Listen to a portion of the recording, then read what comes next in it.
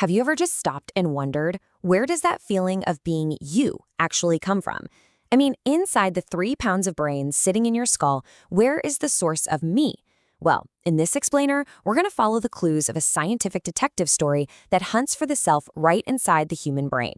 So let's just dive right in. This is a question that has fascinated thinkers for literally centuries.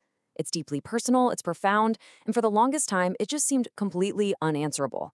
I mean, seriously, where in all that incredibly complex wiring is the real you? Okay, so the first big hurdle for scientists is that the self isn't just one simple thing. It's complicated. You've got your physical self, that basic feeling that this is my body. Then there's your mental self, the you that's aware of this very moment. And then there's the autobiographical self, the storyteller that holds all your memories and your plans for the future. So with all these different pieces, where do you even begin to look? And this is where our detective story really kicks into high gear. If the self is so many things at once, how on earth can you pin it down in a brain scanner? You can't just ask the brain, hey, where's the you part? No! You're going to need a much cleverer plan and a whole lot of clues. So our detective in this story isn't one person, but a really powerful scientific tool, the meta-analysis. What this means is, instead of running just one new experiment, researchers gathered up all the evidence, all the brain imaging data from dozens of previous studies that had already explored the self from every angle imaginable. And the scale of this thing was just massive. We're talking about data from 27 different independent experiments. The goal was to sift through all of that potential noise and see if one consistent pattern, a single culprit, would emerge from the chaos. And the sheer variety of clues they looked at was incredible. These studies covered so many aspects of being a self. Some were verbal, like asking someone if the word honest describes them. Others were about recognizing your own face, or digging up a personal memory, or feeling an emotional connection to a picture. Basically, any task that makes you think, that's about me. So this led to the million-dollar question. With all these different ways of poking at the self, would all the brain scans point to one common location? Was there a single network that would light up like a Christmas tree, whether you were thinking about your personality, your face, or your past? And the answer was a huge, resounding yes! Meet our prime suspect, a network of regions running right down the center of the brain. They're called the cortical midline structures, or CMS for short. This right here, this is the gotcha moment.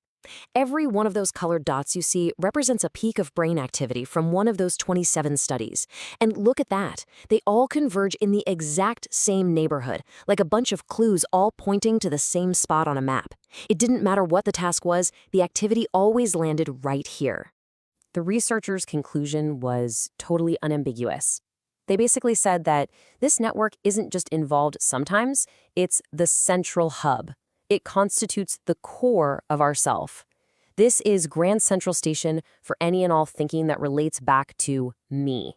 But hold on, like any good detective story, there's another layer to peel back. Okay, so we've found the headquarters of the self, but is it just one big open plan office where everything happens?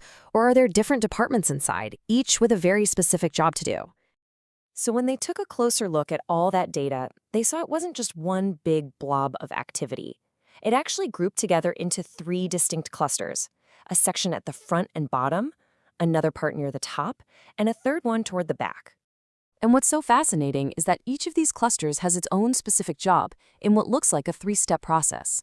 First, that bottom part acts like a gatekeeper. It just asks, is this information about me? Yes or no? Then the top part takes over and actually evaluates it, judges it. And finally, the back part takes all of that and neatly places it into the bigger context of your life story. It's like a perfect little assembly line for the self. This whole idea has a name. It's called process specificity. And it just means that the different parts of this self network are divided up by their job, not by the topic.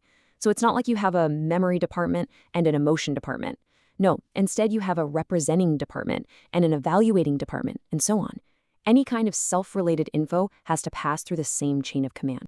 So with all these clues finally assembled, we've got the core location, we've got the subregions, we know the process, we can now put together a complete model of how the self is actually built inside the brain from the ground up. And the biggest takeaway is this: your self isn't a single spot, some little soul neuron. It's a system, a three-layer system where each level of processing builds on the last one. And it builds from the bottom up. It all starts with basic sensory info coming into the brain, creating that simple proto-self, the feeling of being a body. That information then flows up to the middle layer, our cortical midline structures, which filters it for self-relevance and creates the core self, living in the present moment. And finally, that gets sent up to the top layer for higher order thinking, where it's all woven into that rich, complicated autobiographical self that we think of as our life story. So in the end, our detective story reveals that the self isn't a thing, it's a process. It's a continuous, dynamic stream of information that's constantly being filtered, evaluated, and integrated by this crucial midline network, moment by moment by moment. And that leaves us with one last, pretty profound question to chew on. If you aren't some fixed entity, but you're actually the result of a constant flowing process in your brain, what does that really say about who you are? Maybe you are the process itself.